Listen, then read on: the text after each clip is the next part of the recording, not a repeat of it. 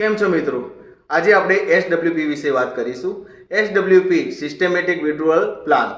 જેમ એસઆઈપીમાં દર મહિને ચોક્કસ તારીખે આપણે મ્યુચ્યુઅલ ફંડમાં ઇન્વેસ્ટ કરીએ છીએ, એ જ રીતે એસડબ્લ્યુપીમાં ચોક્કસ રકમ મ્યુચ્યુઅલ ફંડમાં હોય છે આપણી, અને એના અંદરથી દર મહિને આપણા બેંક એકાઉન્ટની અંદર પૈસા લઈએ છીએ, એને એસડબ્લ્યુપી કહેવાય છે.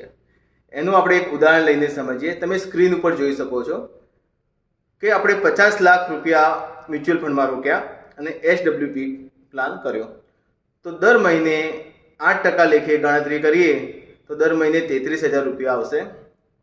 અને લાંબા ગાળાનું રિટર્ન આપણે 15% ગણીએ અને સમય મૂકીએ છીએ 20 વર્ષનો, તો એનું કેલ્ક્યુલેશન કરીએ તો 20 વર્ષ પછી મ્યુચ્યુઅલ ફંડના જે 50 લાખ આપણે રોક્યા હતા એની વેલ્યુએશન થશે 3,79,68,906 રૂપિયા.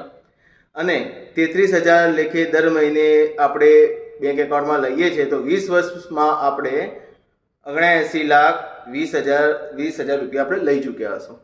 એનું તમે રિટર્ન જ જોઈ શકો છો કે 4,08,88,906 રૂપિયા થાય છે. તો આ છે એસડબ્લ્યુપીની તાકાત. આ વસ્તુ આપણે કરાય કે નહીં? આપણી પાસે જો પૈસા હોય તો લમસમ મૂકીને એના અંદરથી એસડબ્લ્યુપી પ્લાન કરી શકાય છે.